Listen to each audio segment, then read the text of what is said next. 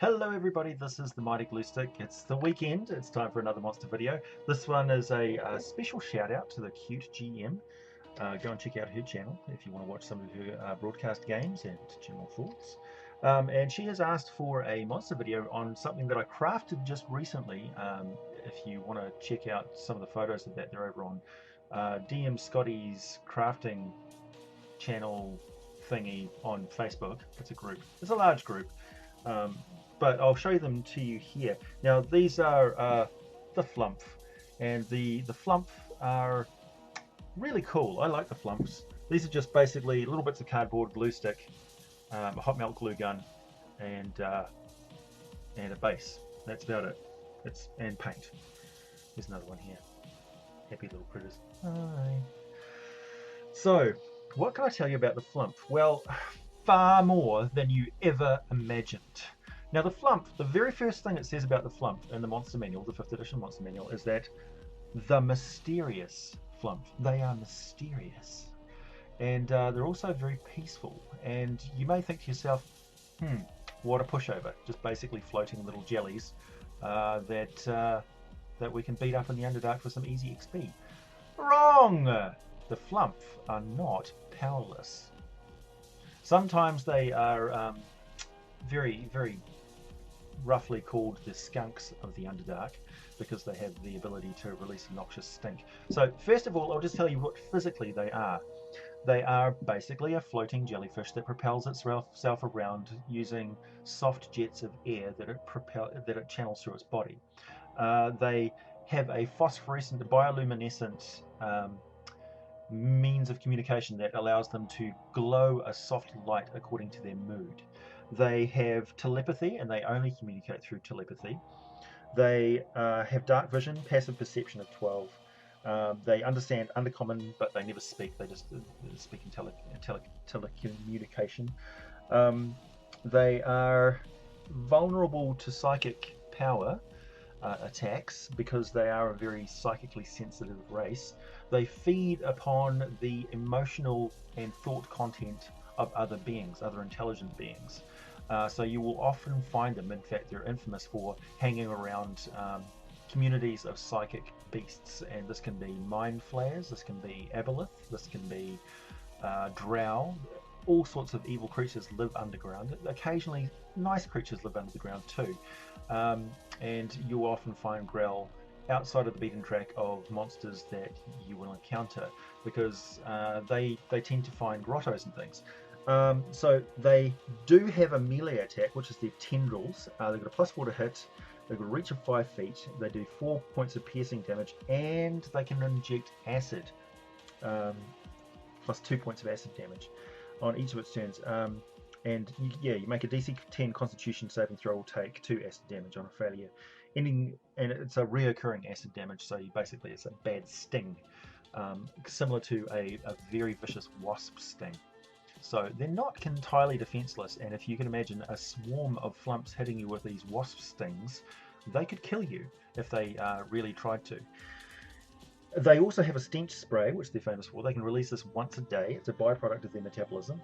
Each creature in a 15-foot cone originating from the Flumph must succeed in a DC 10 dexterity saving throw or be coated in a foul-smelling liquid. And so as long as you're covered in the stench, you've got the poisoned condition. And anyone within 5 feet of you basically has to put up with the stench as well. And the only way really to get rid of it is alcohol, vinegar, or soaking yourself in water for a fair amount of time. And I don't know, maybe tomato juice, who knows. So that covers the basic stats of Flumph. Oh, they're a challenge rating half. They've got an armor class of 12 and 7 hit points. So one hit with a sword will slice these things like jelly. Now, and they fly at 30 feet. But they can crawl along the ground using their tendrils at a mere 5 feet per round. But yeah, 30 feet, so they can fly at the same speed that a human can walk or run. Now, their dexterity is high. It's higher than your average human. So their tendrils, while feeble, are extremely nimble. and they can perform all sorts of maneuvers in their floating means of jet propelled flight, which would be impossible for a human to match on average. Your average adventurer can do this sort of thing if it's got a pretty high dexterity score.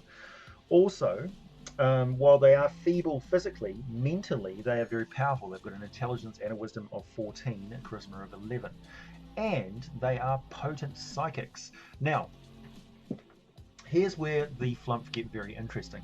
They are peaceful, they are lawful good, and they do hang around communities of evil creatures only because they need to feed on psychic emanations and mental emanations. Now, this clues you into the true nature of the Flumph.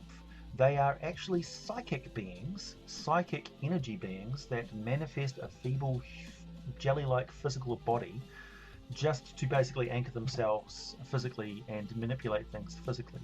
So if you can imagine that they're almost entirely neural tissue, and they have very few physical needs at all. I mean, they can just basically subsist on water and float around and just feed on psychic energy. And if you can imagine, their body is basically made of ectoplasm. So they generate their body themselves. They can heal their body themselves. They don't need to sustain it through any other means other than mental power. Now, Flumphs communicate with each other almost constantly. They live in complex and organized, very structured groups called cloisters, where they follow philosophies and thinkings and learnings and cultural mores that are far beyond human thought. These are psychic entities that gather together to basically think things through, to perform divine calculations using mental power. They are essentially what every psychic monk or other person, when they're meditating, attains to achieve: serenity and pure thought. So a Flumph communicating with another Flumph communicates in a language so vast and fast, complex and bewildering that it will be impossible, almost maddening, to follow it. The concepts that they would throw at each other would be far beyond what humans are capable of comprehending, because they don't think of the world in the same way that we biological physical entities do. They are psychic energy beings that have manifested in the material plane. So you can imagine that a Flumph could quite easily astral project and exist outside of its body for long periods of time, and basically come back, revive and take its body out of its slumber. And so they would have information of the entire planet. So they can astral project themselves for thousands of miles, travel into other dimensions, converse with gold dragons sleeping in their dells, and sages of great note would encounter the brilliant luminescence and vast form of a Flumph traveling through the astral plane, for instance, and they would have no idea that this was just the humble little floating jellyfish that you encounter down in the depths of the world. Flumph would quite easily insert themselves into a vast society of myconids, becoming diplomats amongst the various myconid sovereigns and creating a vast network. So you'd have intelligent ant insect creatures that are nurtured by the Flumphs, that work in cohesion with and in a symbiosis with all the different life forms that exist within this peaceful environment. So if you encounter a vast fungus den, or like an ocean under the ground which is exploding with phosphorescent bioluminescent light, and all sorts of wondrous creatures, aquatic fairies, all sorts of things that come here for peace and solitude, because not the entire Underdark is not evil and beset by aboleths and mind flayers and things. These are roving dark spots in a vast wilderness that is largely empty of life. But where you find the Flumph, you'll either find great danger or great wonder. Now, the Flumph will quite often subtly steer any creature which is coming towards their dells out of their way, particularly human adventurers and people who are basically just barging through the Underdark looking for easy treasure and things, because the Flumph and their delicate society have nothing that these adventurers really want. They may converse with peaceful or lawful clerics or magic users, but of course the magic users extreme focus on willpower and their ability to manipulate reality is disrupted to the Flumph, and it's aggressive. Also, the fanaticism of a cleric and the intervening, the fact that they're a pawn of a deity that brute forcefully manipulates reality itself, is also distasteful for the Flumph. They believe that all creatures can live in absolute harmony. They will, when you encounter them, generally speaking, they're taking extreme measures to use outside forces to deal with a physical problem that they don't want to themselves. So adventurers, as nice as they may treat you, are expendable resources to a Flumph. And remember, their physical bodies are also expendable. So a Flumph may throw itself into danger, clearly about to kill itself, almost suicidally. But what you don't realize is that the moment before death, it transfers its full consciousness to the astral plane, and then it regenerates itself somewhere else. Or perhaps it carries itself in the gestalt of their community. A gestalt is basically a community of minds that become one. And they basically carry its thoughts like McCoy carried Spock's consciousness even after his body died, and it was transferred into a new clone body. That sort of thing is just, that's potatoes to Flumphs. That's their normal mode of operation. So to a Flumph, they have a vastly different concept of life and death, existence, physicality, the nature of mind, community, how close and intimate they can get with each other. It's just there are no limits to the mind as far as the Flumph are concerned. So, what's it like to talk to a Flumph when they actually are communicating with you telepathically? Now, a lot of DMs will play them up for their humour value, and I fully encourage that. Play them up as very mysterious monks or chirping little voices, almost childlike and naive when they're communicating with others. Or you could play them as like stoner hippies. Hey, dude. Anything you want, really. They can manifest whatever the adventurers are least likely to be freaked out by. So they could come across as really quite useless. They could come across as naive and stupid. They could come across as gullible and manipulatable. Anything that will put the adventurers at ease the most, so that the Flumph can work their subtle manipulations to get them to do exactly what they want.